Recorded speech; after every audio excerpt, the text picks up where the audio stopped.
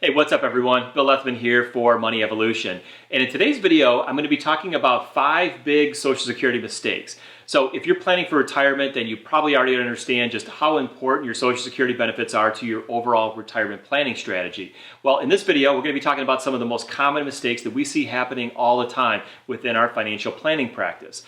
This video also is part of an entire series where we're talking all about Social Security. So if you haven't seen, or if you want to check out some of those other videos in the series, we're going to put some links down in the description below. So let's jump right in. Number 1 on the list has to be taking Social Security benefits early because you think Social Security is going broke. And this is one that we hear all the time from a lot of people.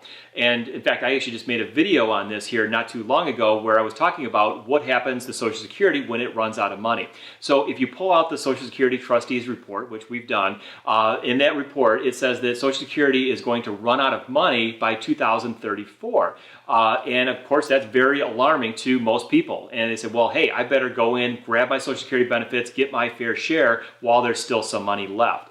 And what they go on to say is that after 2034, Social Security will have enough money coming in to basically pay out about 77% of its benefits. Well, what I talked about in my other video, and we'll put a link again below where you can access that, is I don't think it's going to come to that. I think the last time this happened in a major way was back in 1983, and they did some pretty major Social Security reform. And what they did at that time was they raised the Social Security full retirement age from 65 to, depending on what year you were born, to age 66 or age 67. And that gave Social Security some extra life. They also started taxing Social Security benefits. So what I think is going to happen likely, and this is just my opinion, is I think there'll be kind of a line in the sand. And if you're older than a certain age, there probably won't be any major or significant changes to your Social Security benefits. But if you're younger than a certain age, there might be some changes, like maybe raising that full retirement age a little bit further, or maybe taxing it more, maybe even some means testing, who knows. But I think that most of us will probably be in the clear as long as you're maybe over age 50 or 55, because I don't think anybody wants to do any major changes to Social Security to somebody that's going to maybe be collecting within the next couple of years. Number 2 is not considering the survivor benefit. So if you're married and something happens and one of the two of you pass away, then the survivor is going to be entitled to receive the higher of the two benefits. And it's going to be directly related to when they started collecting their benefits. So if they took their benefit early and that was from the higher wage earning spouse, then that's going to permanently lock in not only their own benefit for their lifetime, but it's also going to lock in a lower survivor benefit as well. So when you're deciding when to collect your Social Security benefits, I think one of the things that you should be thinking about is there somebody else that might be dependent on my Social Security benefit if something happens to me? And you might want to think about maybe delaying that a little bit so that you can increase that survivor benefit down the road. And this is especially true if maybe there's some health issues, or maybe there's some age difference. Maybe if the higher wage earner is maybe older than the younger spouse. That's something that you want to take into consideration as well. Number 3 is focusing only on your total lifetime Social Security benefits and not fully understanding what the impact of your decision to either collect those Social Security benefits early or delay Social Security benefits is going to have on your total cash flow situation. So I think we see this all the time. We see people get hyper-focused on how can I get the most amount of money from Social Security, and that becomes their only thing that they're looking at. When in reality, if let's say the decision to delay taking Social Security means that you're going to have a bigger lifetime total income benefit from Social Security, it might also mean that you have to take more money from your portfolio assets early on in retirement. And that could put a real strain on those assets and the ability for those assets to be able to continue to pay that income over your entire lifetime.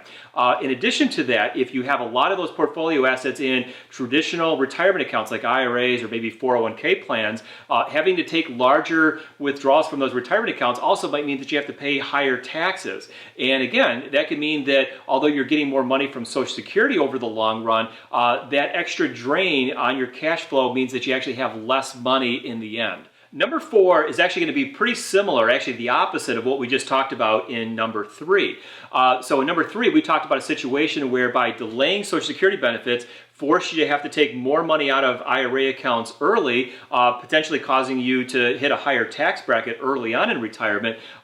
This one we're going to talk about kind of the opposite of that, and that's where you take Social Security benefits early and you let those IRA balances grow. And so most of you probably understand or know that after you turn 70 and a half, the IRS starts forcing you to start taking distributions from those retirement accounts. It's called the required minimum distribution rules.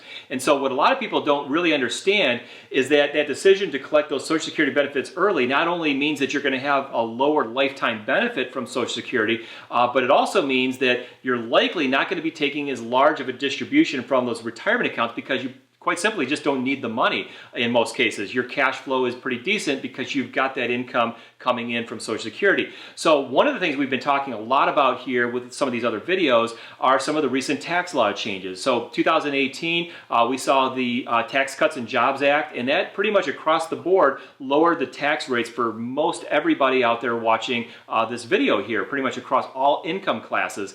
And so what that's giving us an opportunity to do is in some cases maybe accelerating some of those distributions from retirement accounts, paying those taxes now while maybe you're in a lower tax bracket, and then giving you a better tax advantage down the road and not forcing you up into those higher tax brackets from those future required minimum distributions. So again, where this ties back into Social Security is, again, if you were taking those Social Security benefits early, then that's not going to give you as much of an opportunity to take advantage of what we're seeing right now, which are these lower tax brackets. But again, the real way to kind of run this whole analysis is to have, you know, a complete cash flow analysis done so you can see all of the moving parts. And there's a lot of moving parts here with retirees as you're getting Social Security benefits, maybe pension benefits, withdrawals from retirement accounts.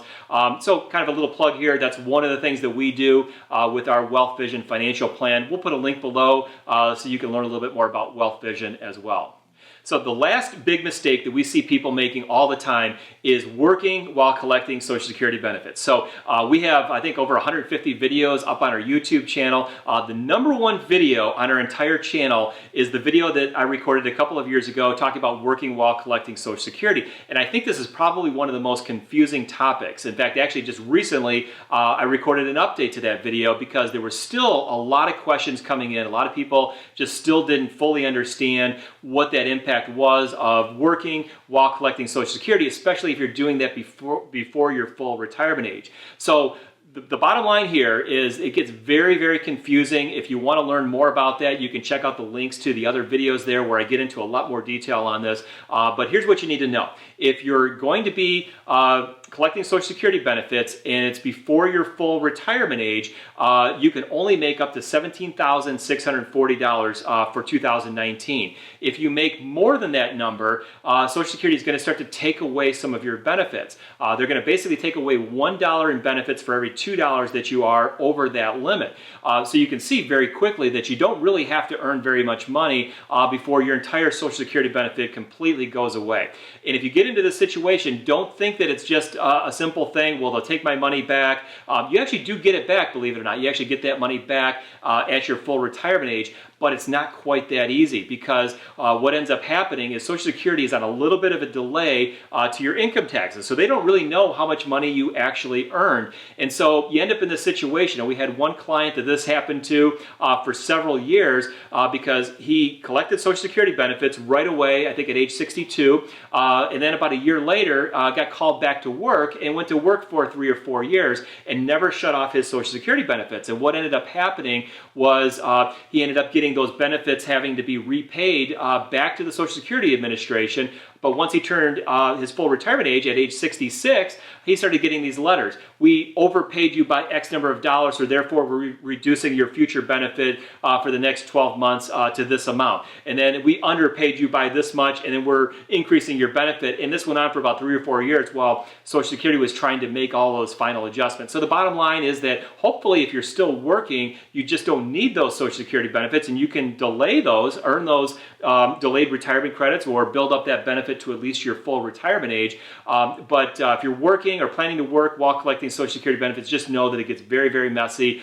In my opinion, I just think just don't do it, or at least don't earn over that $17,640 for the year. So anyway, there you have it. Those are 5 of the biggest mistakes that we see all the time. hopefully this video is going to help you avoid some of those mistakes. And again, remember, if you haven't already, make sure you hit that subscribe button, hit the little notification bell. That way, anytime we post a new video, you're going to get a notification that the video is live. And again, we're putting videos up here on a variety of financial planning, retirement planning, talking about investing, all kinds of different personal finance topics up here on the YouTube channel. So anyway, with that, have a great day, and I'll see you back in one of my next videos.